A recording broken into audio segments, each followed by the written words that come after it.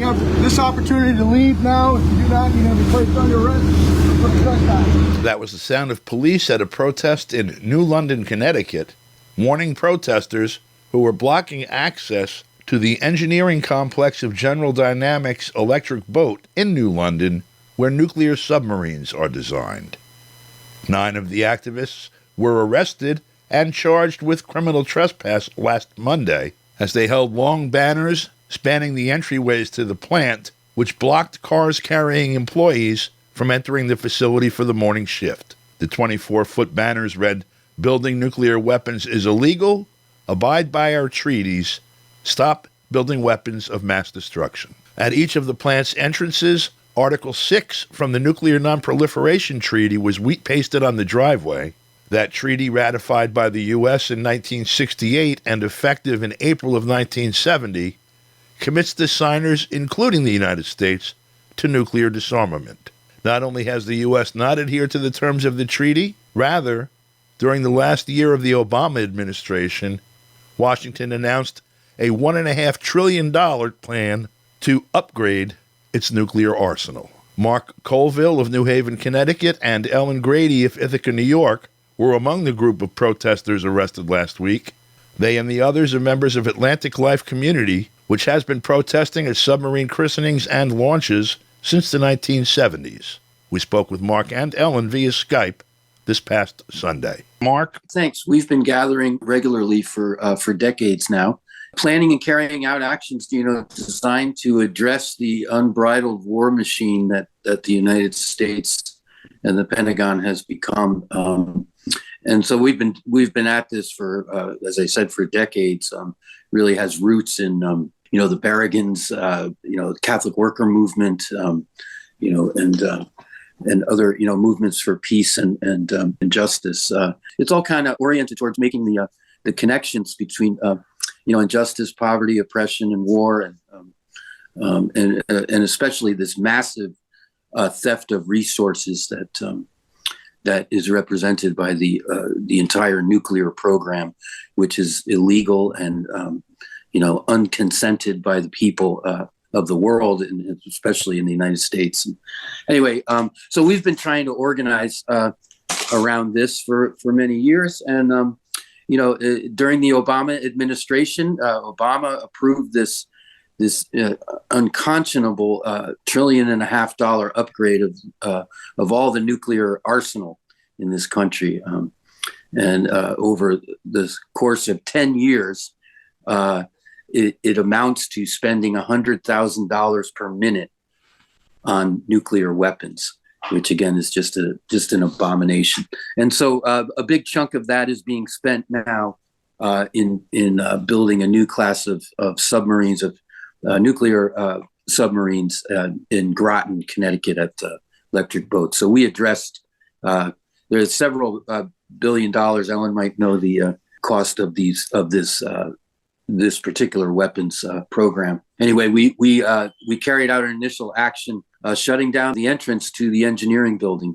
We particularly wanted to make an appeal to these young professionals who are prospectively spending their careers, planning and administrating the doomsday. So we're just trying to dissuade them from taking on that work, because not only is it immoral, but it's actually illegal. We carry with us the consciousness of the ICAN Treaty, the treaty that abolishes nuclear weapons, which has been ratified by the United Nations. We're bound to the United Nations by congressional treaty. We should be obeying that directive from the United Nations, and we're not. And so, the first step toward change is to name the injustice, name the evil. And it may seem like we're beating our heads against a rather large wall here, but in many ways, we trace nuclearism. In other words, the commitment to this as a nation, it underwrites all the other violence that we do, from the border to Gaza to the jail to the pipeline, et cetera. I'd like to contextualize for our listeners that you're talking $1.5 trillion over 10 years, you're talking $150 billion a year. And with $150 billion a year, you're talking about more than double the HUD budget or the SNAP budget or the Department of Education's budget. It's a phenomenal amount of money, and it's only about 1/6 of it. First of all, it doesn't come out of the $850 billion military budget, and it's only, they spend 6 times more after spending $1.5 billion a year in order to create doomsday. They also are spending 6 times that amount killing now. Yes, it's hard to wrap the mind around it. And from the perspective of I live in New Haven, in poorest neighborhood in New Haven, and to me, from this perspective, it and the outright theft that's going on, that renders all of our communities, but especially those the inner city communities, just renders them helpless and desolate, from this kind of theft. Ellen, we should enhance this somewhat. Yes. I guess I want to highlight a couple of things that Mark said. That there's this treaty that came into play. I think it's 2 years ago, and I just want to emphasize that it's been signed. That treaty has been signed by over 120 nations in this world who are saying we have to ban nuclear weapons. They can't be part of the of what's happening in the world right now. The Bulletin for Atomic Scientists have put the doomsday clock at 90 seconds to midnight. It's the closest we've ever been. And that clock, was put together by these nuclear scientists, gauging the world, what's going on in the world and the tensions that are happening in the world. And so it was just in January, I believe, that they moved that. We were at 100 seconds to midnight, and they moved it to 90 seconds to midnight because things are heating up so badly in the world, right? Between what's going on in Ukraine, and then also a few years ago they added the climate to be part of what that doomsday clock looks like, and I think it's significant. Mark and I went to the Netherlands this summer to join with some activists there around the nuclear weapons. The United States has nuclear weapons in Europe, and our nuclear weapons are in Germany, the Netherlands, Italy, and Belgium.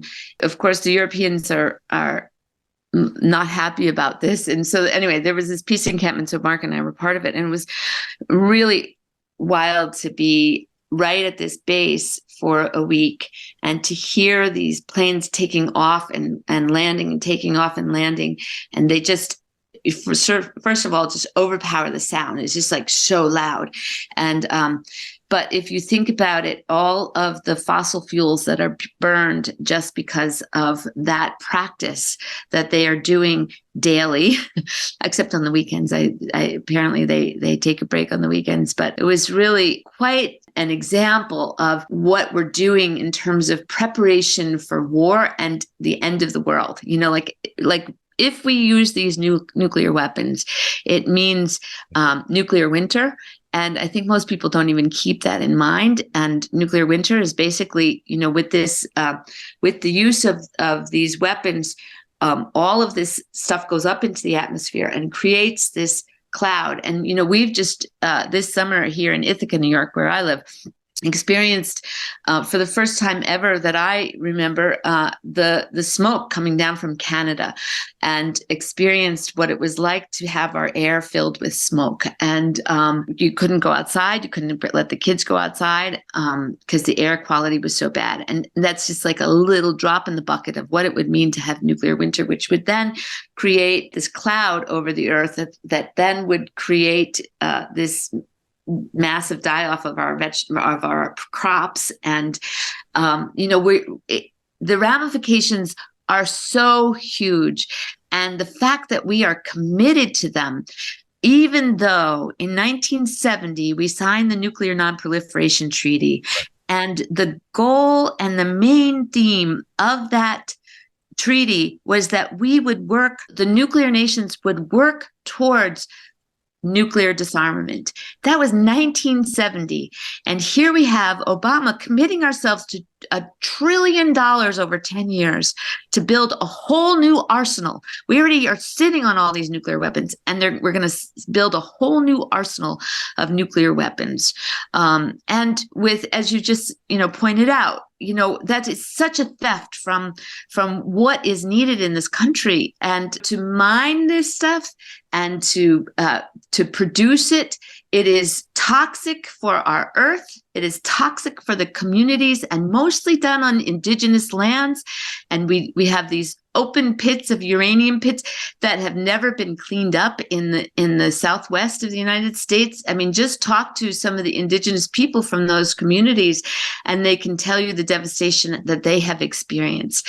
And so it's deadly from the beginning. And the relentless tragedy of this, the ongoing tragedy, is that it places us all, beginning with the U.S. empire, in a state of permanent war. It's this posture towards the world of permanent war. The war is an absolute necessity to operate this economy on, because we're producing, with the major amount of our resources is being dedicated to utterly useless things. For KPFK, I'm Don DeBar.